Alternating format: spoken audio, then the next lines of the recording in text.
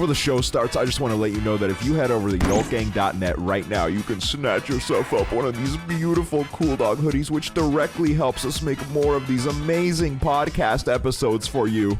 Furthermore, we also have a nice little tote bag, and we have this shirt to proclaim your love for me. So head on over to yolkgang.net and check these out because supply is limited. You better get there fast.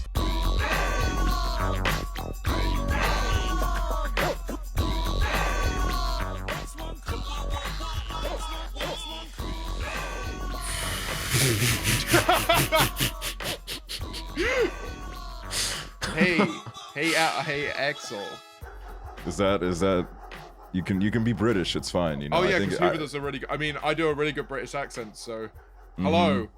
Yeah. Hey, Hoover. Hi, Aksel. I'm going to be speaking in my British accent throughout this podcast. You're so believable. People must be like scratching their heads right now, thinking, "What's happened?" So I was thinking, like, this feels off, but the setup is weird. The setup is different. It's a green screen, so I put myself in the UK.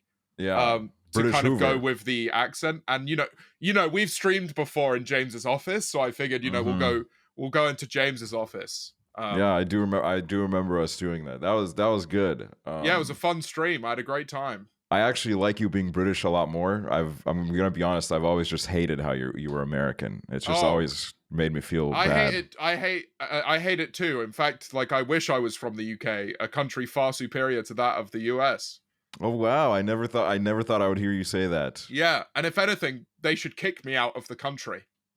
They out of the UK or America? Out of America, because I hate it so much. They should kick you to Brighton. They should ship you to Brighton. Yeah.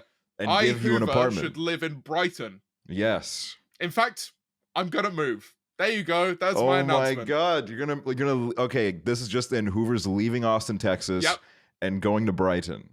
That is. Goodbye, Austin, Texas. I didn't like you anyway. Finally, you admitted it. Oh yeah, no, I've been holding that one off for a while. A matter of pride. Oh, wow, I like you so much more now that you're British. I'm not Hoover, I'm James. Hello.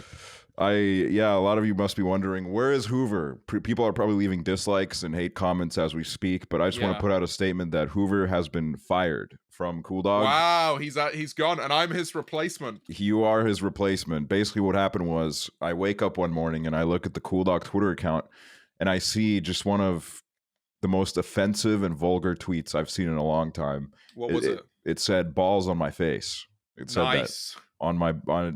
Don't say that. And that could never possibly have been you.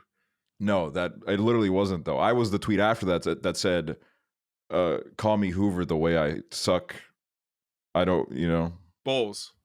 No, but it was a pretty bad word. Okay. Oh, okay. Sorry, we won't repeat it. I just want to put a statement out there that we don't stand by with what Hoover did, and we listened to you, and we axed him. We fired him. He's flying home. We'll never see him again. He's going to go work at some kind of grocery store. He's banished, blacklisted, in fact. Well, we'll see him in Brighton because, as he said just now, he's coming to Brighton. So, yeah. He's trying to get a new start on life over there, and we wish him the best of luck in his future ventures because they won't be with us.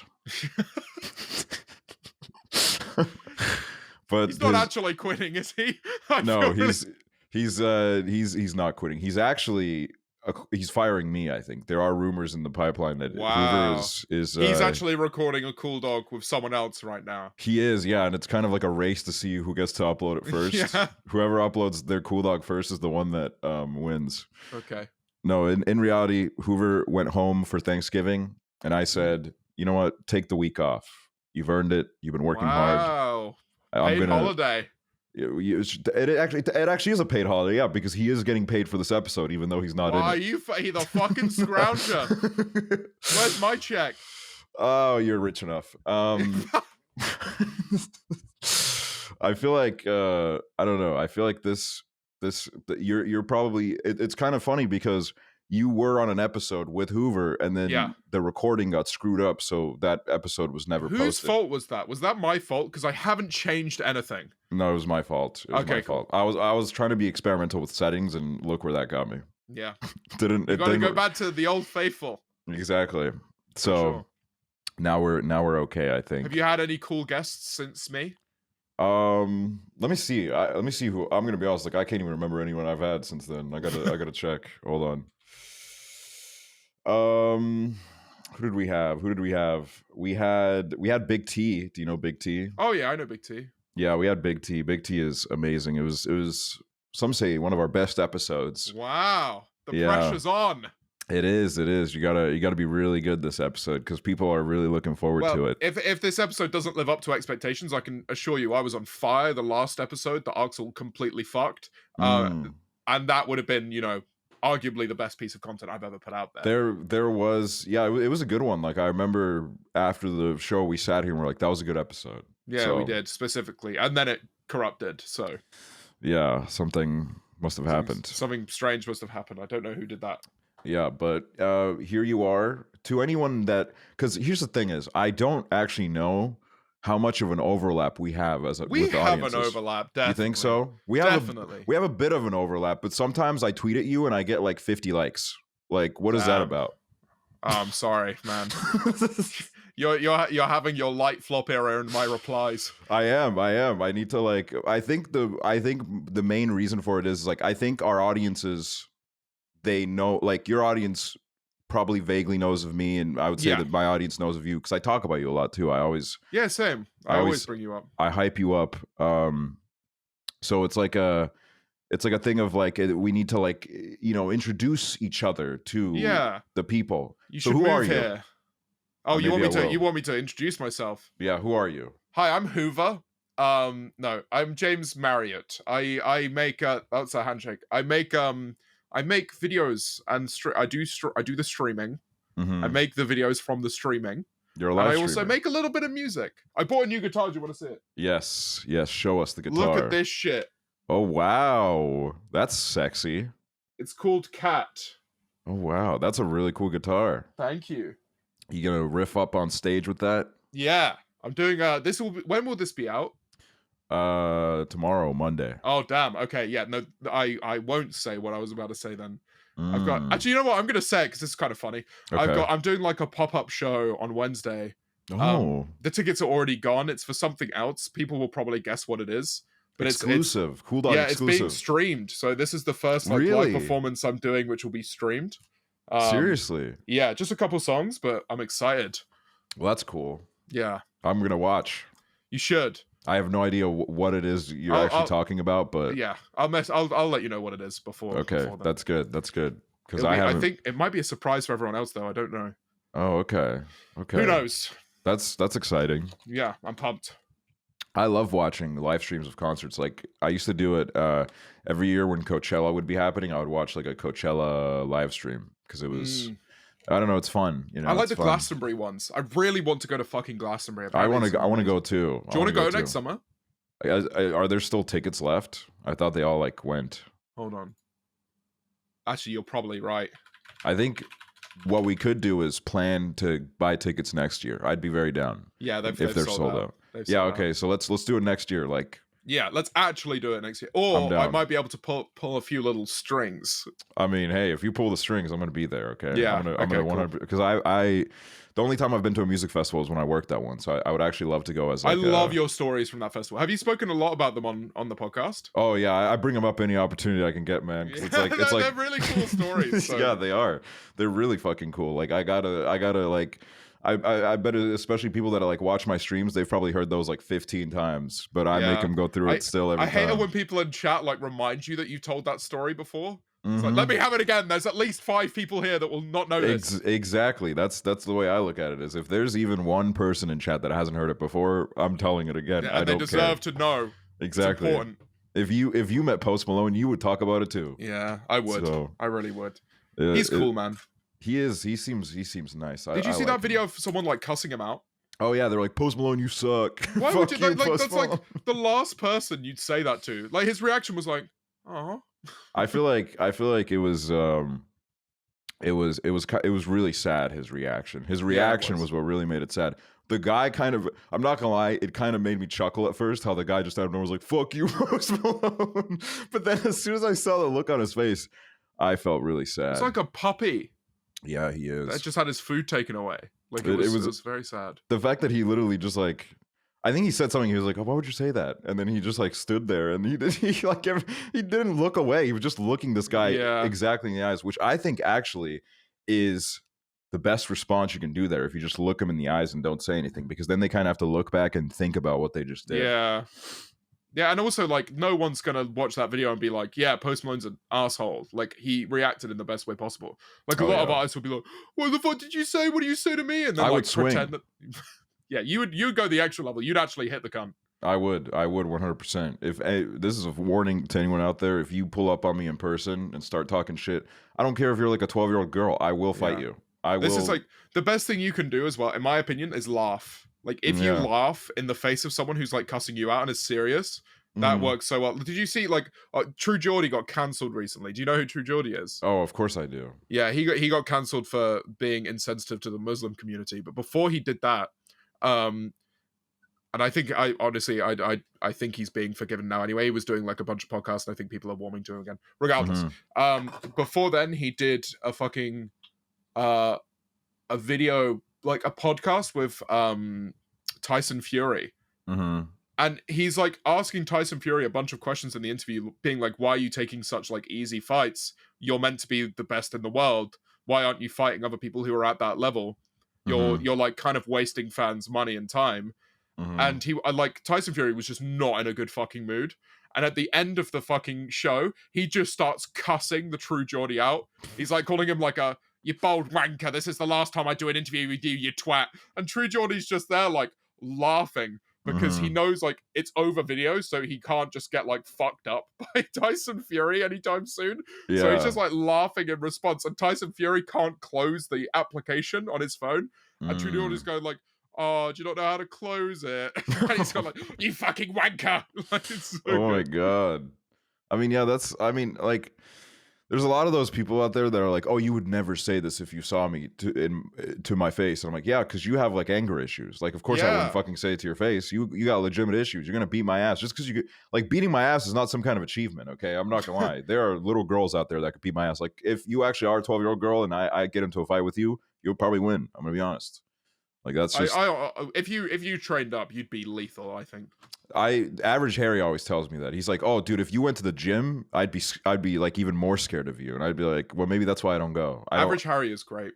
I love Average Harry. He came to the last gig, and he was like, at a certain point, I was like, "Kit, Jack Manifold said they wanted to do a mosh pit." And I basically like called them out on stage, being like, "If you're gonna do it, this is the song to do it." They started one for that song. It looked fucking amazing from the stage. And then pretty much every song after that, I could just see Average Harry in the crowd just spreading people out to do another mosh pit. And they did a fucking mosh pit to slow down. It was so good. And Jack afterwards was like, "Yeah, we did that first one, but then Harry just led the charge every single time. He did not care about like punching 15-year-olds in the head. Like, it was just like boom." It's really impressive. He really knows how to like control a room, which is crazy because he's a kid basically, but he's like, he always ends up being like the most extroverted person ever. I hope he keeps that, because a lot of people, like, when they kind of go into adulthood, they can become like quite inward. Especially when trauma just kind of comes into your life and fucks you up. That's what happened to me in the last year. that's pretty much exactly what happened to me. I'm so sorry. Oh, it's whatever. But I hope he continues in that vein, because I think it's like a very good quality. Can I ask you about something? Because I've like, we get a lot of visitors that come to Brighton. I have a lot of people that like all of the people that live here have a lot of friends that just visit for like a week. And you've obviously been in that pit as well. Like, you've come for like a month at a time at like a couple of times.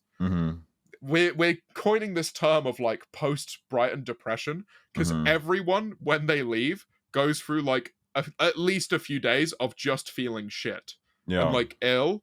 Yeah. Has that happened to you? Like physically ill or both, like emotionally or physically? Well, the last time I visited, I wasn't able to, after I left, I wasn't able to feel physically ill because I was ill twice when I was in Brighton. So I was probably like the most immune person on earth to any sort of physical illness. Yeah. But I did develop alcoholism for about 2 weeks. And I was like pretty depressed for about 2 weeks specifically. I remember coming home. The first like 2 days was like, you know what? Actually, I'm glad to be back. Yeah. Time to get to work. Time to start focusing on what's real. And then it just happened. But you did get to work like pretty much immediately when you went back from Brighton. I noticed that. I was just like, I need to work because if I don't, I'm gonna like lose my mind even more. So that's really what that kind of became my coping mechanism, which I think is never really the recommended one, but it did get me through it. So yeah, I mean, like my work is a very big important part of my kind of psyche and my mental well-being. Like if I'm not doing something, I just feel like empty. Yeah. And like even with media, like I used to be able to just burn hours by watching TV shows and stuff, but I have like an actual energy quota now where if I watch something too much, I just get sad, which is why it surprised me. I went to see the second Knives Out film in the cinema yesterday. That is the first film I've watched in months, if not longer, where I've managed to watch the whole film without feeling like emotional or like sad. It was good and it made me happy at the end. I was like, fucking nice. Like, so it happens to you even if you're watching like a funny happy movie, you get sad? Maybe that's the difference. Maybe my like the films that I like to watch from now on should be happy and funny. I love depressing media. I love watching depressing media and then sitting there and rotting away. See, I like depressing music, especially ones that like with like really like deep chords, like some just chords that just make you feel shit. Like I love those. But with media, like especially like dark media, like even something like The Boys, for example, which is funny. Like objectively, it's a funny show. I can't watch it in like I will sometimes have to split the episodes in half because of how heavy the content is. Like I just go into it thinking like, oh, and come out of it like in a completely worse position mentally. I binged through The Boys recently. It's heavy as fuck. It's crazy. Yeah, no, they don't hold back. No. They will literally like do anything. And the shows that I watch at the moment that make me feel good, Spy Family, fucking amazing, and it makes me feel like good. And I was watching Lovers War, which is kind of like a rom-com anime, but it's fucking amazing, and it makes me happy. Spy Family, what is that, like Cartoon Network, Disney Channel? What channel is it's that? an anime. It's I don't know which You only watch animes? Do you know what it is? It's like 20-minute episodes which are built to make you want to watch more.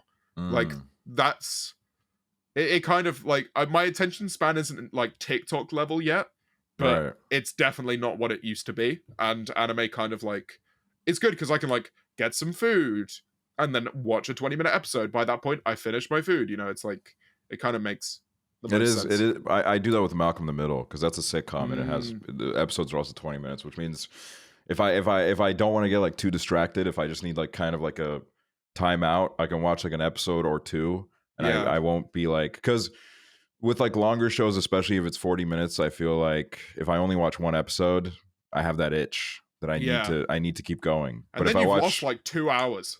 Yeah, exactly. Like so, I think we should ban TV shows that are longer than 30 minutes an episode. I disagree. I think we should make them like 3 hours long every episode. That'll be cool. That's a film. Well, if there's multiple of them, then it's a show. Okay. Yeah, sorry. I love all the amount of sass you said that with. So I am gonna play like I'm gonna play like a little bit of an interviewer here. Okay. Oh, okay. That's hot. That's hot. I like that. Thank you. You started off as a YouTuber. You were YouTuber first, commentary YouTuber. That's when I met you years ago. Let's not. I don't know what you're talking about. I've never made a commentary video in my life. That's okay. I'm not here to do like a hit piece on you right now. What's Trisha Paytas up to? God knows. You know. If only the old James Marriott would come back. Yeah, we need to know. I'd still know if she was up to if you hadn't quit, man. Yeah. You kicked me off that horse. But then when did you decide that you wanted to make music? Did you always want to make music, or was that? So like my YouTube channel started off as music. So I used to make these like black and white shitty audio quality original songs on acoustic guitar. And those are the first videos on my current like main channel. Have those songs, have they like inspired any of the songs that you've actually released, or are those like long gone in the past? Kind of like there's like in a song I've got coming out next year called Over You, there's a finger strumming pattern, which is the one from Gratitude, a song I did ages ago. I think it's close anyway. But that wasn't done purposefully. I just realized after the fact. That happens a lot. That happens a lot in any like creative art form. You just kind of end up reusing things on accident. I mean, I rewrote him as Wake Up. Like I remember I sent it to Wilbur at the time, and he was like, "Isn't this just him?" And I was like, "Oh." By that time, I'd already sunk like loads of hours into it, and I was like, "Oh no, I did it again." Oh, that's a little bit awkward. Yeah, but it happens, and I feel like, I don't know, if you mix it up enough, if it works, it works. You know what I mean? Like you can sometimes, I feel like you can reuse an idea to send like a different message, if that makes sense. You know? Yeah. I think there was one song that I wanted to actually rewrite at one point, and I tried and I failed. So I was like, this doesn't really work for me. But now that my album's coming along, and it's pretty much, I'd say like 75% of it has been written. So nice. Now it's the production game. So I've got to produce it over the next few months, and then we'll see. I'm excited. I'm very excited. I started because the question was about starting music. I started in this current vein. I made a few commentary videos that had songs in them, and one of them was about Lele Pons, and I got a bunch of comments on that video being like, "Wait, that song is actually good," and I was like, "Oh, if the audience I have here are warming to like my joke music, maybe I could try and apply myself and do something serious, and they'll, at least a portion of them will fuck with it." Right. I didn't expect it to get to the point it is now. Like I thought it would be a hobby, and I'd release maybe like once a year, like but no. I feel like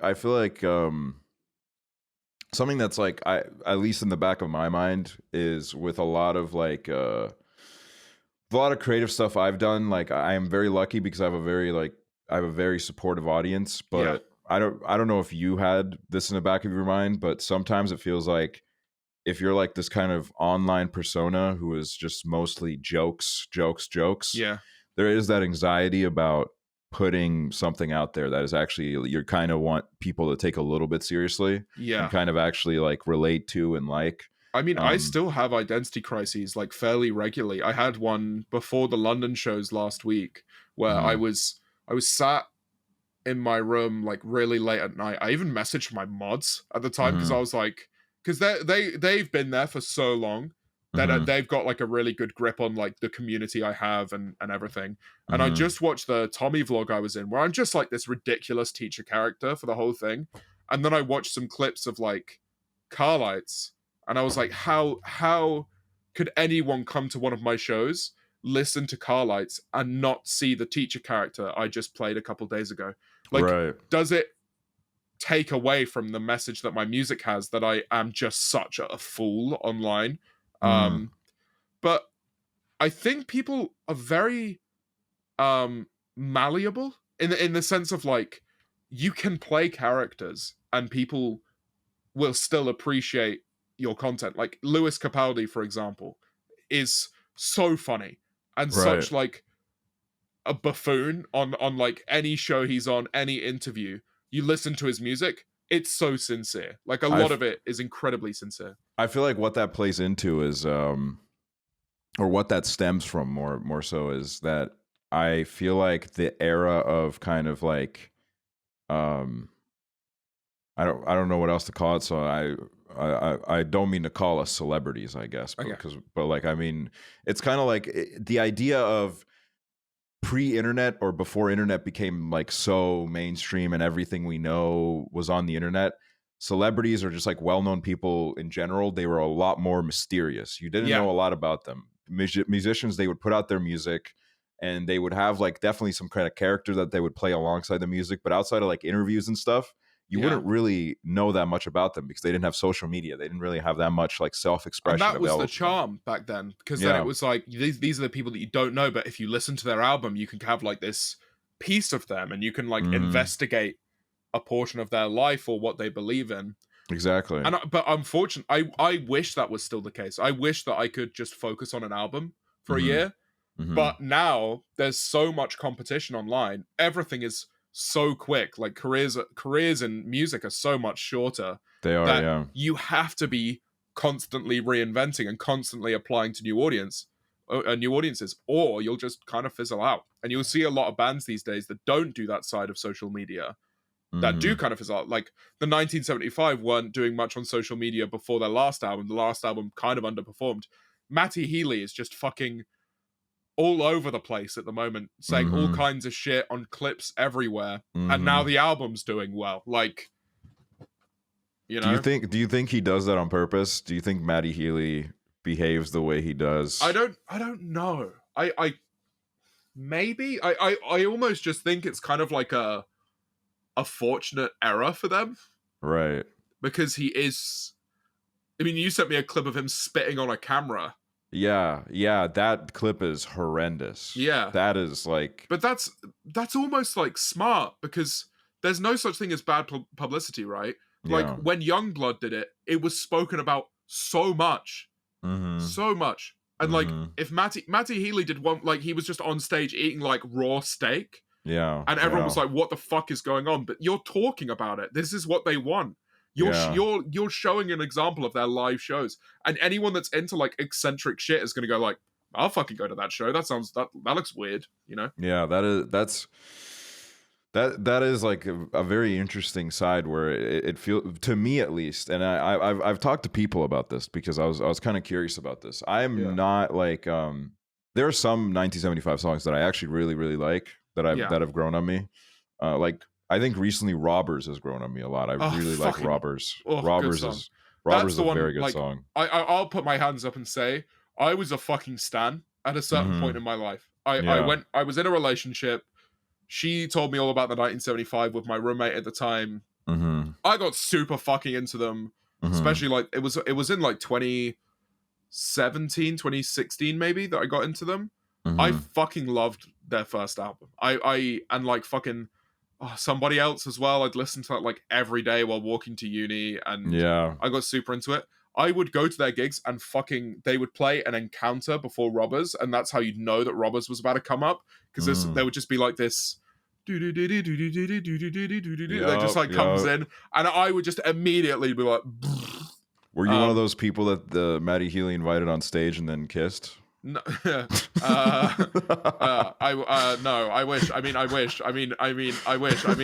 No, I'm joking. What the fuck is that about? I don't like. Here's the thing: is I didn't know that he had a history of this. Okay, someone came to my Twitch chat a couple days ago and said, "Did you see that Matty Healy kissed a fan on stage the other day?" And I was like, "Oh, of course he did. That doesn't surprise me, but that is actually kind of insane that he did that." And then the next morning, I wake up, I open TikTok, and literally 90% of it is different angles of him kissing this fan. Like I would scroll another angle. I would scroll at someone reacting, being like, "Oh my God, I can't believe he did that." And I would look through the comments, and all the comments would start off like, "I am so angry. I'm so angry." I'm like, yeah, this is good. This is like, I don't think this is like a great thing to do. And then I finish reading the comment that it wasn't me. Why wasn't it me? Yeah. They were all saying the exact same thing, where it was like, "Oh, dude, like everyone's having like a crisis right now because it wasn't me." And I'm like, dude, what is going on in here? I know why he's doing it. I think because he dated FKA Twigs. Have you ever seen the videos of FKA Twigs on a certain song? Holy shit. Yes. I would end my life if that happened to me. Like, because she just like, she doesn't, for those of you that don't know, she has a song that she picks out a member of the crowd. She stands in your fucking face and just sings this song at you so emotionally, and then fucking every single person that you see on the other end of it, it doesn't matter who they fucking are. Yep. Their heart fucking breaks. It's the only case in which you can see someone's heart breaking every single time without fail. People like, grown fucking men in tears because this woman is that close to them, singing like a song so beautifully to them. Oh my god, I would kill myself. I would end my life. I would. I mean, I would probably do the same, to be honest with you. Because I've watched those videos. If I'm ever in the same room as her, I'm leaving because I don't want to chance it. My manifestation's off the fucking charts at the moment. She's like a powerful figure. She is next fucking level. Her music's sick. It is. She's very creative. But I will never go to one of her shows because of that. I'm not doing it. I'm not chancing it. Yeah, that would be kind of crazy if it happened to you. I'm not gonna lie. If it happened to you specifically. That TikTok. Watch James Marriott's heartbreak in 2. The annoying thing is if it happened to me, my face would be red. It would be so red. Yeah. Like, because that happens to me is if I get nervous, my face gets red. Yeah.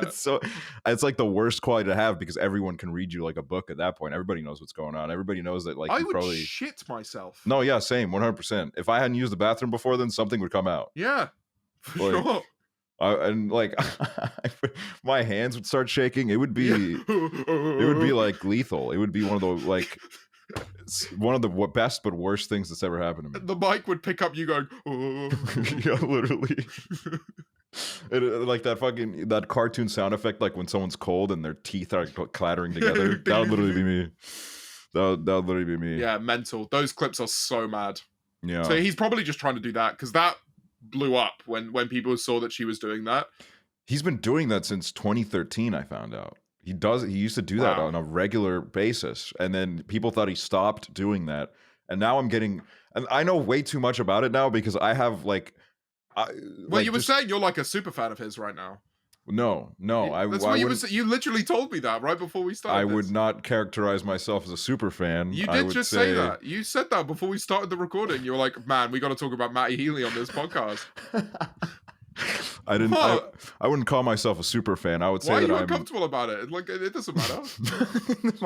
I don't listen. Here's the thing: is right. I won't lie. Like, I am going through a phase. I'm going through a phase where it's TikTok. TikTok, TikTok has a lot of pipelines it creates. It makes some people racist. It makes some people, fans. Yeah, anti-vaccine, and then it makes me just completely obsessed with this guy. I honestly think most of the music is shit. I'm sorry. It's like, okay, not shit, but I think it was mid. The last album was mid.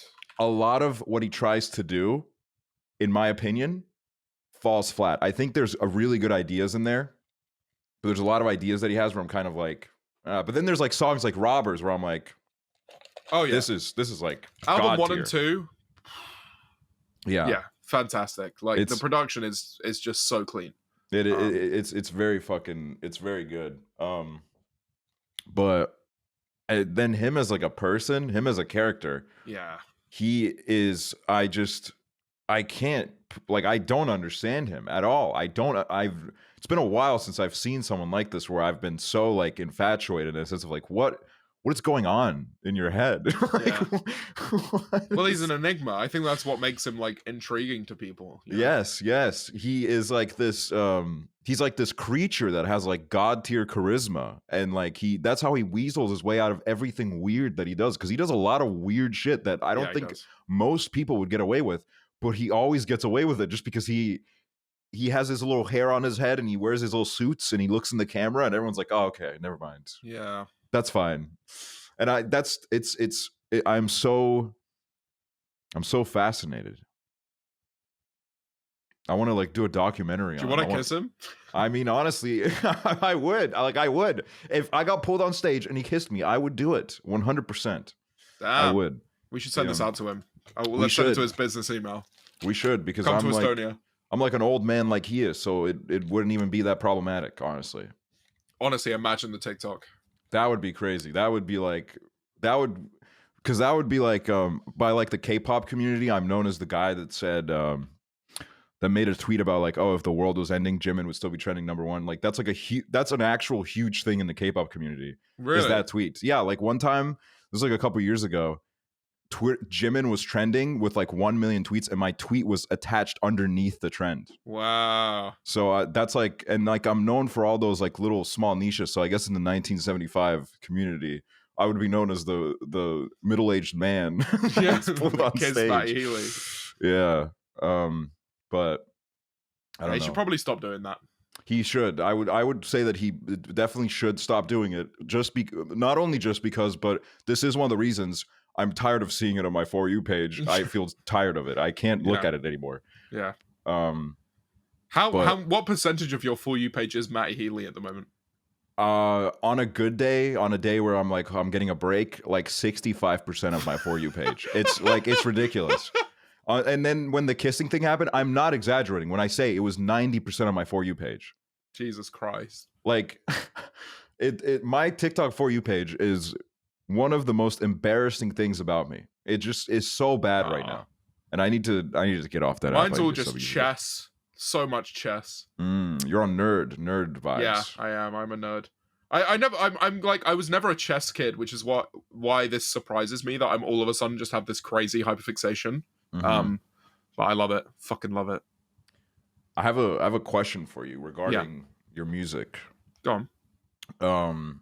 So you were a YouTuber, and then you dropped your first song, right? Slow Down. I don't know what that song is. I've never heard of it. Yeah. That's so interesting. Oh man, I must have like blacked out or something. No idea what that is. It would be safe to say that the people maybe were a little bit critical of it, right? People were a little bit like... Yeah, there were some people that just very blindly supported me, and I will love those people for lying to me for the rest of my life. Because I actually... Here's the thing is, right? Because the evolution of you growing to hate that song, I remember you sending it to me before you had made it. Yeah. And I was like, this is good. Because I was like so proud of you for making music, and I really loved it. Yeah. But like... You know what it is? I think it's so much easier to hate it in retrospect, because before that song, I'd never done anything that good. But that's exactly it. The second song was Him. So as soon as Him comes out, and it's like, oh no, this is actually like a pretty passable indie rock tune. Yeah. That you could listen to on the radio and not feel out of place. That's exactly it. It made Slow Down look like horseshit. Yeah. So I'm very much like, I'm happy that it was in retrospect I started disliking it, rather than I hated it at the time. I didn't hate it at the time. At the time I was like, wow, I did that. Like, that's cool, you know? Yeah, that's what I think it is like, because when you first one thing that I remember thinking when you sent it to me was like, it reminded me of GTA Vice City. I don't know why, but it really made me think of GTA Vice City. It must be the synths, because it's like, GTA Vice City is like kind of 80s, and like those synths were giving 80s a little bit. Yeah, I was listening to the Weeknd's album at the time a lot, and then I was just like, I'm gonna be the Weeknd, and then I just did that, and it sounds nothing like him. If anything, it's so hard to give that song a genre. Like, what is that song's genre? Yeah, I don't know. James Marriott, YouTube music. Something just started playing. Sorry, my bad. my music started playing. I was like, is it playing? It's fucking haunting me. It's not. But yeah, I guess it's just like, now that I've seen what you're capable of even further, I can't really say that Slow Down is in my rotation. I'm gonna be honest. It's in your sex playlist though. It is in my sex playlist. I've had a lot of sex through it before, and it gets people going 100%. Well, it works, like, because I think an important part of sex is slowing down every now and then. Yes. So that is very real. I'm very glad that we've gotten something positive out of that song. Yeah, no, it's a good message for everyone. I guess the question that I was leading into was, it was like, what was that like? You dropping the song and being like, oh, this is my first song, and then getting a bunch of shit for it.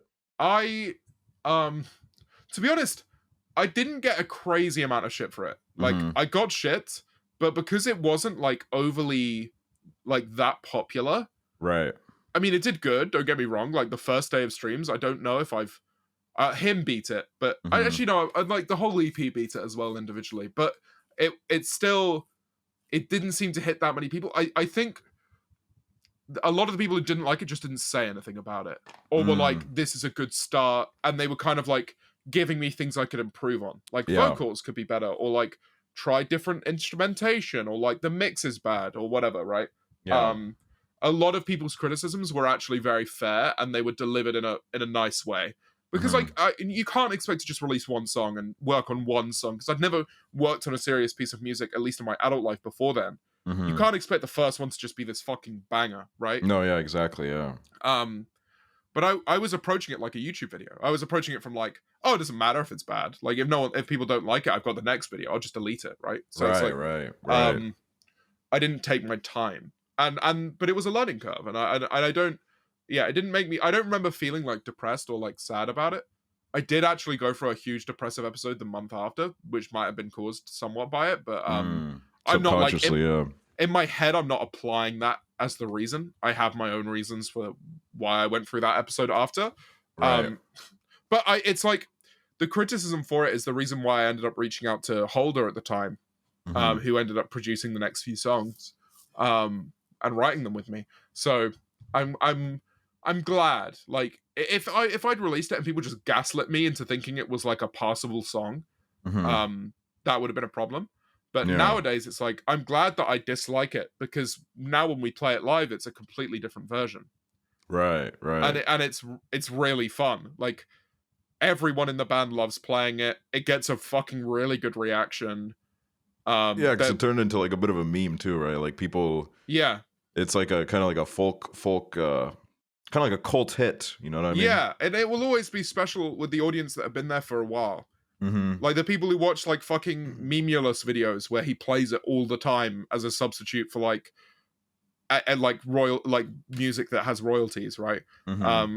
So for those people, it's quite fun that we've turned it into a fun song to play live and a fun song to listen to live. And everyone says like it's kind of proof that it wasn't a bad song. Like from a writing perspective, it's okay.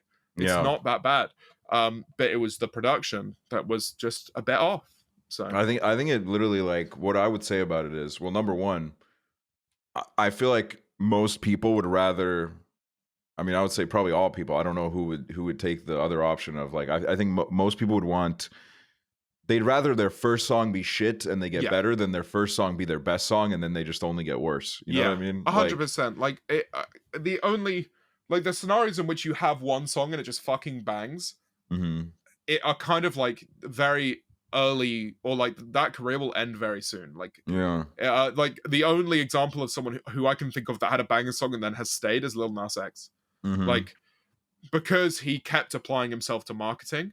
Yeah. But the issue is if let's say, for example, your 5th song is huge, or your 10th, or like a song from your 2nd album, like 20 tracks in, right, is good, and it just slaps. People listen to that song and then are like, oh, listen to what other stuff they've done.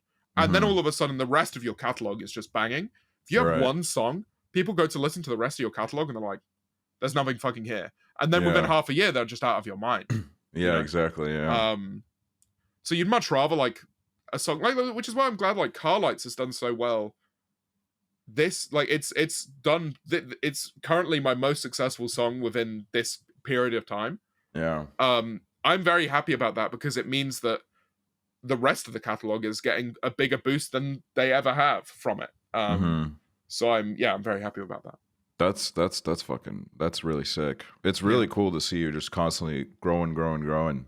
Yeah, I'm trying. I think it will be hard to beat Bitter Tongues, but I'm happy about that. I'm happy that it's like a challenge. Like, because when the first single of Bitter Tongues released, Gold, I was taking a big break from like content creation, and it didn't do well. When it released, it was like, oh shit, it did worse than Wake Up, which did worse than the one before it.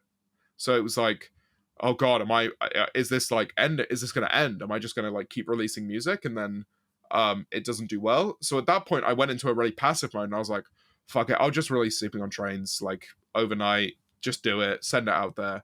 And then Sleeping on Trains did really well, and I was like, oh, maybe it's not over, maybe it is just a case by case which song is good basis. I feel like with like old bucks like us too, something you need to realize is like, I feel like we've both gone through this where like when you do this shit for years in general, just like doing shit where you need followers and like people's attention, you'll go through phases where you kind of fall off for a little bit. Yeah. Numbers go down, and then in your mind, the first couple times it happens, you're like, oh, I think this is it. I think this is it for me. I'm done. I'm out.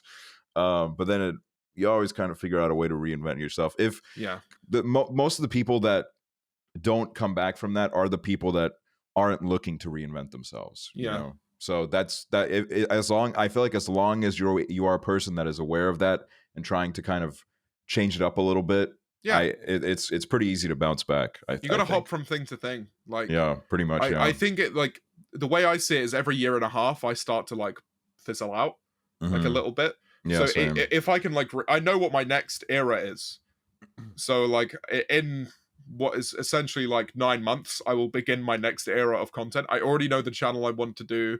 I'm starting to come up with like a few little ideas. My editor's moving here so he can film it. So it's like, I know what the next era is, and it kind of makes more sense than streaming. But for now, it's streaming. So it's you think your streaming has like a pretty set expiration date? You think? Yeah. I love it. Don't get me wrong, and I will always find time to do streams. But streaming on a schedule 3 times a week, it's not feasible. Like I've got, at the moment, there are 3 tours happening next year.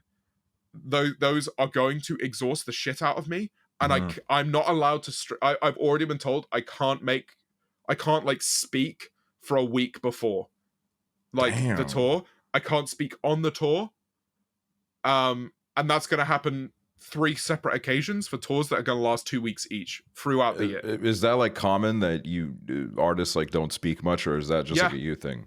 Yeah, that's crazy.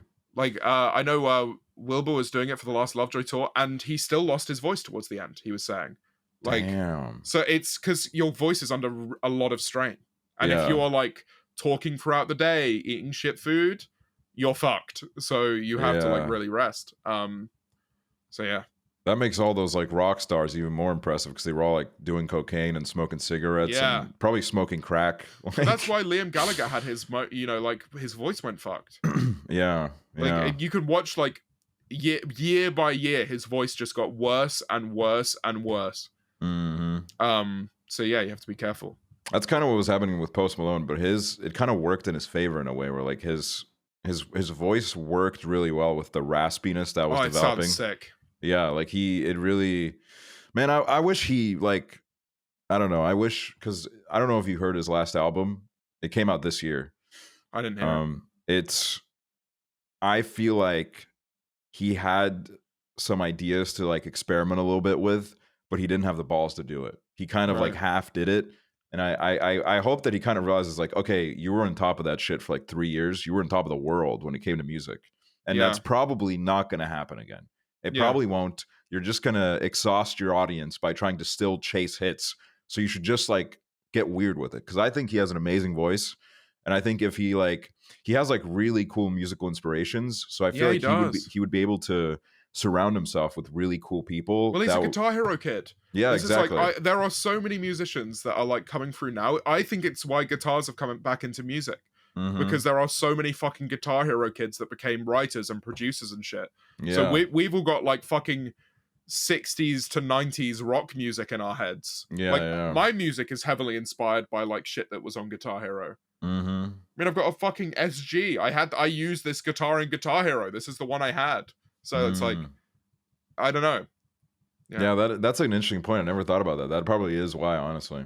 Well, like Sam loves Guitar Hero as well. He's one of the best bassists, if not the best bassist I've ever met. Like, he's probably one of the best fucking Guitar Hero players too. He's really good. I mean, like, he's the bassist, right, for my band, and we were doing a writing session at my house, and he comes over and he's like, "Oh, I'll pick up the guitar for a bit." He picks up the guitar, and then within like a minute, he's playing the Grapes like riff.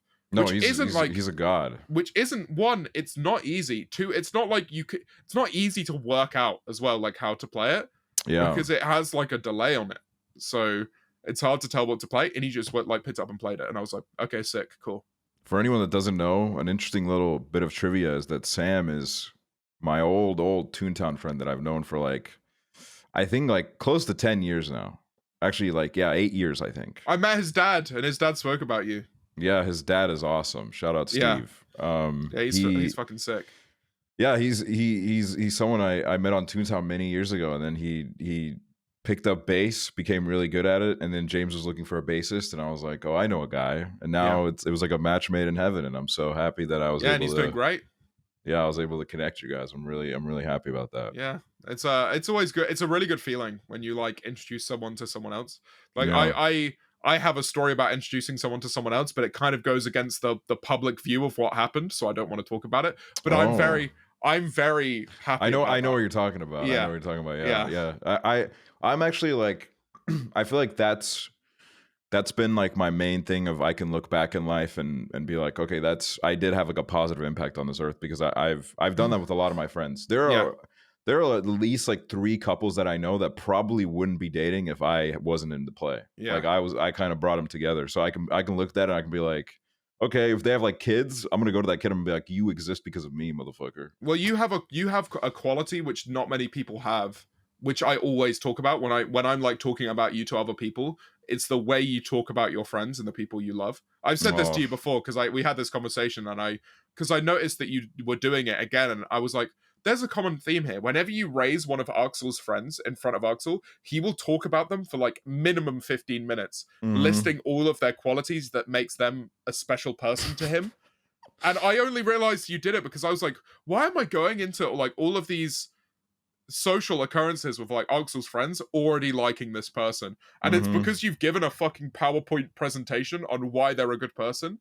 And you have a good judge of character. So it's like, oh, I'm already like, guard down. Like, fine, this person's cool, you know? I hadn't really, that's very sweet of you to say that, because you've said that to me before, and I hadn't thought of it before you had told me that. I was just kind of like, I don't know. I honestly think what it comes from is the fact that I grew up with just having a lot of shitty people around me. Like most of my friends, there was nothing to really sing home about. And now I feel like I've got like the fucking Avengers of people around me, man. Well, it's a special thing to be surrounded by brilliant people. The difference is you actually are aware of it, and you make a point of it to people, which I think is so special. Like, it's very easy to become complacent with the people around you or like your own situation in life. But if you speak about it enough, you can actually become very happy about it. I think. Like it can, I love it. Yeah, I think like something that I put a lot of importance in is the fact that I think our friends can enable us to like literally become like 10 times better than we can even think we are. Yeah. And I think that was like my to do like a deep analysis of this. I think growing up in my life, I didn't have enough people, if any at all, that really ever told me like, hey, I believe in you. You should do this. Yeah. You should go for it. I never really had those people. So that's why I kind of make it a point where like, if any of my friends, they ever have like an idea or something they want to do, something they seem very passionate about, I sometimes almost like in my head, I make it my own like project to get them to do it. Yeah. Because there are so many people that I know that they kind of doubt themselves. They don't want to do it. And then they get a little push from their friends, and then they end up doing it. And it literally changes their life, like completely changes the trajectory. So I find it very important. And also, then if you spread that kind of energy onto people, they will also do the same thing to others. Like that was a really big turning point in the way that I treat my friends when you came and stayed with me for a very long period of time. And I was like, this is a quality which is just an outright good. Like it's an overwhelming good thing. Thank you. Now I do that shit all the time. Yeah. And when I talk about you, I talk about that, like specifically why that is so good. And it only helps, like, especially if you trust the people you're talking about, if you love those people, it only helps them, like, and it only helps the person you're talking to as well. Yeah. Like, it's just an overwhelming good. Like, I love it. That's really sweet of you to bring up. I really appreciate that. No, it's okay. I feel like we have like a beautiful friendship. Like you really are one of the dearest people to me in the world. Like we talk whenever one of us is having a fucking issue, even if the other doesn't know it, we have like a really good talk. Like you had a rant to me the other day on Discord. Yeah. And I was like, nah, it's all good, man.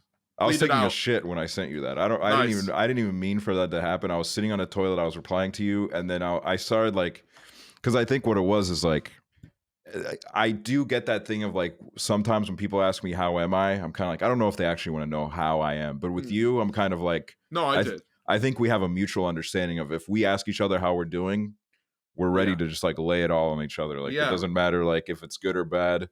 We're gonna fucking, because we never just say I'm fine. Like that's the thing. It's like even my replies, if I'm feeling like fine, I'll go in depth a little bit. I'll be like, oh, I just feel a little bit like indifferent towards today. I don't feel like I've done much, or like even just something as basic as that.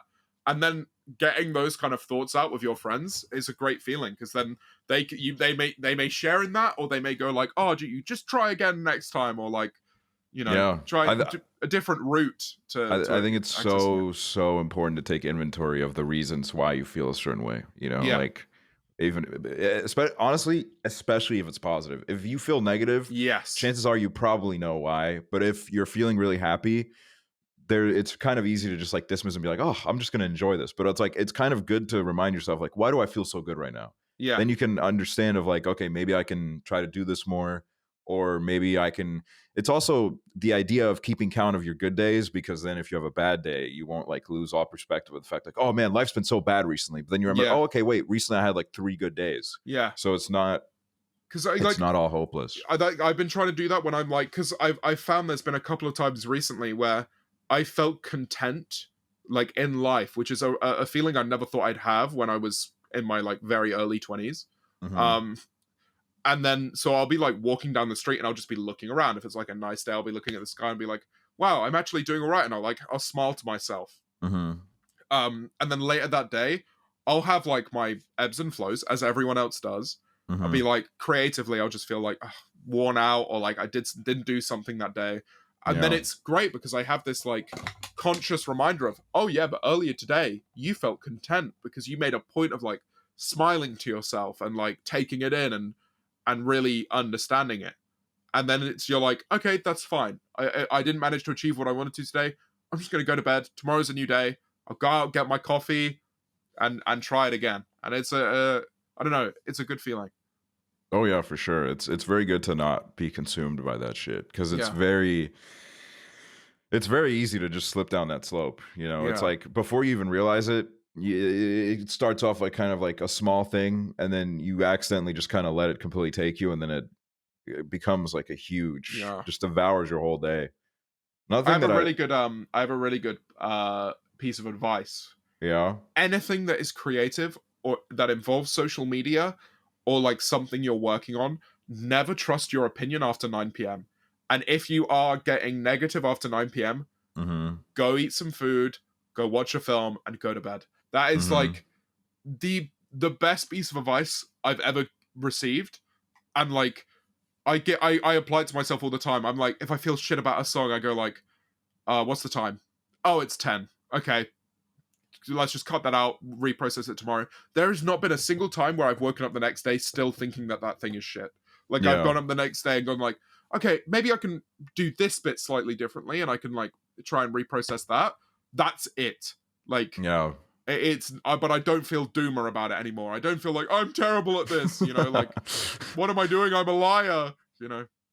Our brains really just kind of, they do the most to drag us down. They really like, it's a constant battle and war that we're fighting. It's horrible, annoying to say the least. But, you know, you get older and you kind of get a little bit better at it. I think we're both like, my next birthday, I won't be in my early 20s anymore. I'm gonna be an old man. So, you know, we're gonna be old together, man. My next birthday, it's 8 months away. I'm all right. But 26, motherfucker, 26. Well, what I would say about 26 is, okay, here's the thing is, right, I feel like over the last year, we like I feel like I've been having so many talks with 30-year-olds trying to convince them that they're not dying, they're not on like the verge of dying, which is weird that I have to do it because I'm still young. I mean, they're young too, but you know, not as young as me. It's gonna be sad one day, you know. Yeah, exactly. But like, it's the way that I look at it is, I am fucking excited to be like 35. I am so excited because I know I'm gonna have so much more shit figured out, and I'm still gonna have like the energy to do a bunch of stuff. I feel like I'm really going to enjoy it, and life's going to slow down a little bit.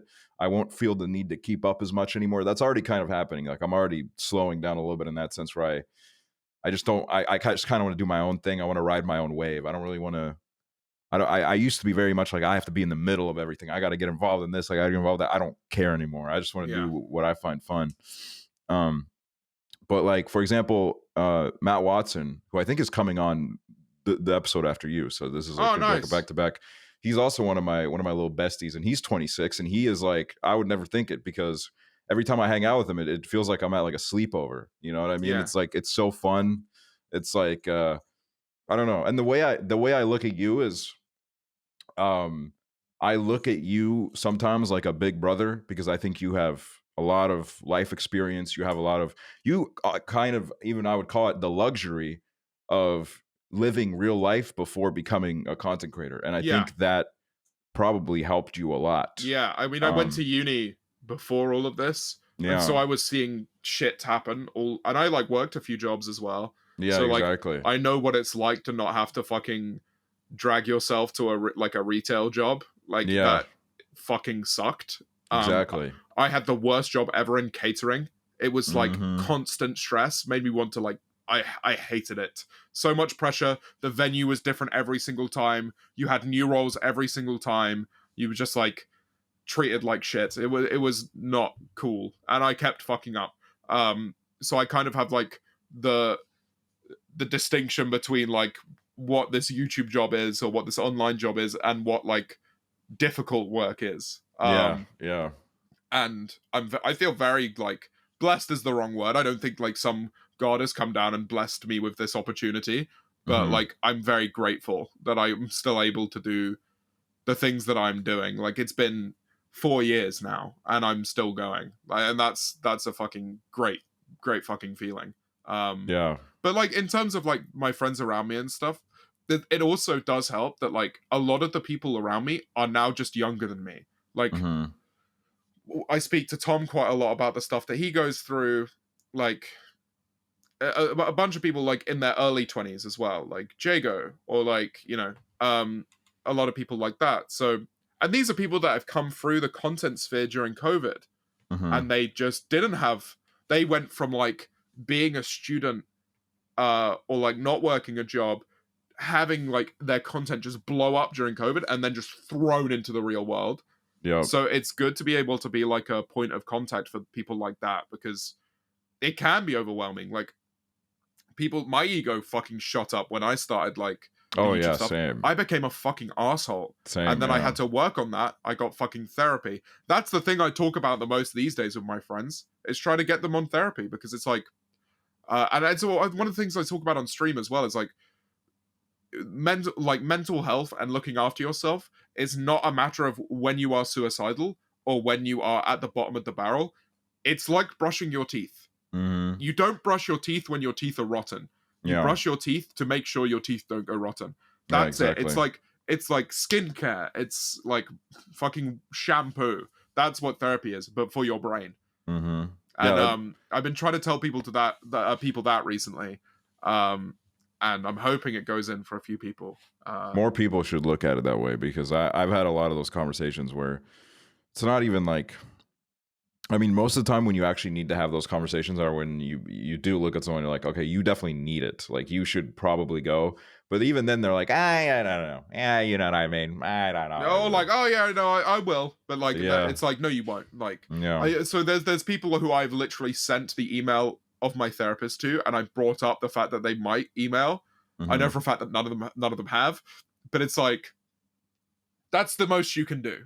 Like, that is, try to explain why it's good, provide the people for them, and then it's up to them. They have to be the one that like does that email, makes that phone call, turns up. Funnily enough, I've had therapy now for 2 years, and that's when I started to kind of like change my approach to life, I think, and like the person that I was, try and develop and mature. It's a long process. Yeah, it fucking is. When I started going to therapy when I was like, I think I started going when I was like 14 or 15. Well, number one thing that like a lot of people also should know is like you can change therapists. Like you can shop for therapists. You don't have to be compatible with every single therapist. That's just I've had 2 different ones. I had one, then a second one, and the second one I was just like, oh, the first one was actually really good. And then I went back to the first one, and if anything, now I go to therapy more regularly than I ever have. I don't miss a session anymore, and I'm probably mentally at my best. But it's like constantly telling myself, this is not something that I should just give up. If I'm doing well, I need to hone it on that, and I need to talk about it. Like I'm happy that I'm doing gigs or whatever, you know, and like kind of focusing on the right things and trying to improve myself. I guess something else that I want to ask you about is you are one of my only friends that has completely quit drinking, like completely outed it out of your life. Yeah. So I guess to like, I want to like ask like a couple things. So to start off, like what made you do it? Was it like was there like one specific night where you're like, all right, this is it? Or was it like, you know, like multiple things? It was over 2 nights. So I went out and got absolutely fucked. Like I was like, there was no one in my house at the time. So like, if there's someone else staying in my house, I never used to go too crazy because I didn't want to get back at like 4 a.m. and wake them up. Like, which is something I kept doing. Like, so I would try not to drink as much for like stuff like that, or come home a little earlier. They weren't at home. So I was like, I'm just going to get absolutely fucking trolleyed, right? So I got so wasted. And my issue with alcohol was when I moved to Brighton, because I don't have a schedule, if I was bored and it was 4 p.m. and someone was like, do you want to go and get some food? I would start drinking then. So it would be like 4:30. I'd be having double. You know, there were times where you were in Brighton where we just start drinking at that time. I do remember that. Yeah. We go like, oh, let's go have a drink, and then it would be like 10 p.m. and we'd all be smashed. And it would start with like one drink. It would be like, oh, let's go have one drink, and then like 3 hours later, I'm like walking down the street. I'm like, I don't even know where I am right now. Yeah, like, I don't know what's going on. The thing is like I definitely do miss times like that, but it was. Someone's doing repair work at 5 p.m. That's so funny. It was the negative shit that came with it. So like, there was one night where I just got hammered. I had personal training the next day, which I just started doing. Like I just started going to my personal trainer. I woke up and I had like cobwebs all over my vision, like everywhere. Like I would look up, they're still there, so they're never gonna go away now. So there's just like these like very light cobwebs in my vision. I woke up and I was like, holy shit, something is wrong. I looked it up and it was like, you could be diabetic, or like you could be having like heart issues or something. Like it was like really bad. So I called a doctor and they said like, oh yeah, we'll sort you an appointment. And I was like, holy shit, if it was the drinking that's done that to me, I need to not drink until I go to the doctor, right? So that night, I missed personal training because I was so hungover, and I was like, that sucks. I really am paying like £50 for that session and just not going, which was just like a shit feeling. And then the next night I go out and I tell people, I'm like, yeah, I'm not drinking tonight, and everyone's like, oh yeah, sure, because me not drinking is such like a abstract thing to the people I see all the time, because I would just be wasted, or at any opportunity I'd be buying everyone's drinks. I'd be like, you know, really on it. And then so I that night someone just puts a drink in front of me. They buy me a drink and just put it in front of me and go like, have it. And I was like, no. Well, actually, they said they were going to order me one, and I was like, no. I'm not going to drink. I've got like some reasons why I'm not. And they were like, oh yeah, sure, okay. And then they just ordered it for me and put it in front of me and were like, drink it. And I was like, I felt so challenged by that moment. I was like, I can't believe that someone would do that. Like someone would, when I said I didn't want to drink, someone would just put it in front of me.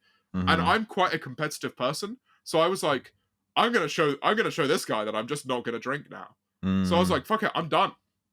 Damn. And funnily enough, if I hadn't have received that drink at that exact time, I don't know if I would have given up alcohol.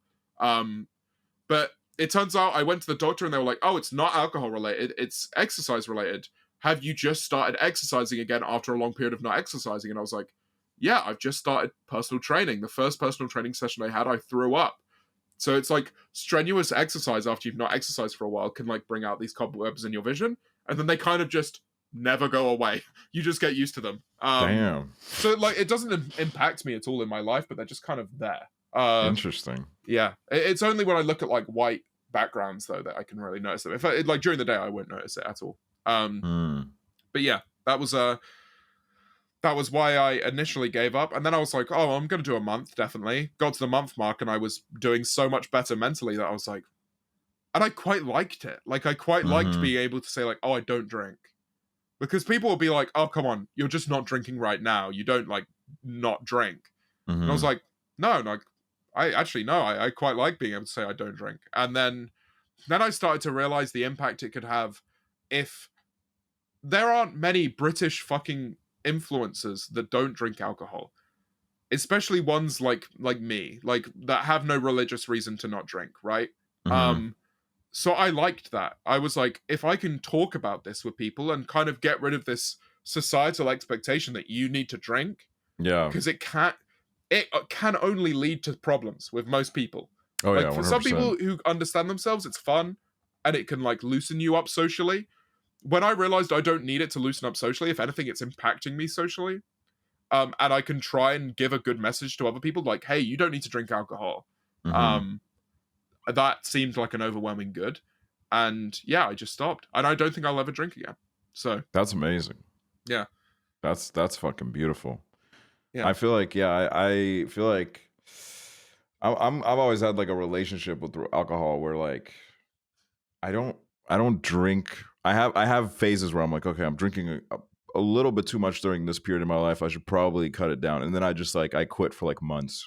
Yeah. And then I go back and then I drink for like, I go through like partying phases where I party for like a couple weeks and then I'm kind of like, okay, I'm over this for now. And I do miss that. Like, don't get me wrong, it's not without its like faults not drinking. Like, I used to love just getting like off my head, like being able to disassociate and just like have fun with your friends, carefree.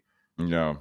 I miss that, but it doesn't. For me, it doesn't. Like, I've got such an addictive personality that I don't know when to stop. So if I ever find myself managing to stop, it's for the best that I just remain that way. So yeah, I can't see myself ever getting back into it, which is a good thing, I think. That is, yeah. I mean, ultimately, we don't need any of this crap that's floating around. We just need good vibes and good friends, and a lot of water. Exactly, water. Water's the key, man. Yeah. Also interesting, I've stopped drinking like Coke Zero. Like, not having alcohol over the months, it's kind of, because whenever I drink alcohol, I'd have it with Coke Zero. I have no taste for Coke Zero anymore because I don't have it. So I drink 2 liquids. I drink Americanos and water. That's it. That's interesting. Like, the only things I ever drink. If I go to a pub, I get a pint of tap water. That's good. That's really good. Yeah. I drink a lot. I've started drinking a lot of tea. I drink a lot of green tea. I actually, that being said, I do have tea every now and then, especially for vocal stuff. What kind of tea do you go for? I grew up drinking a lot of like Earl Grey and black teas in general. And sometimes I would drink like some berry teas, but recently green tea has been my vibe. Ooh, there's some really good tea stores in Brighton.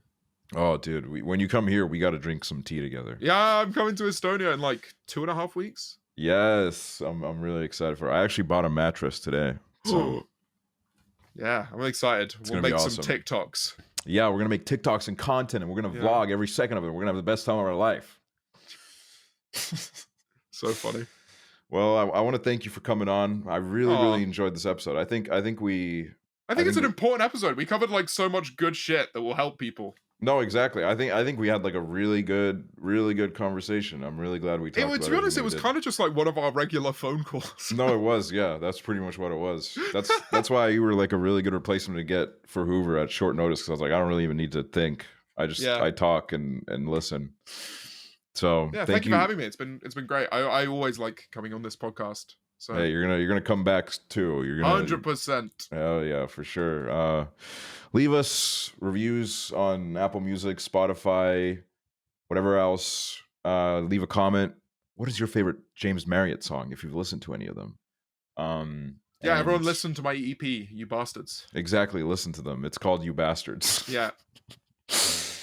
I will see you guys next week with hopefully my co-host having returned from Thanksgiving. Yay. Woo. All right, goodbye now.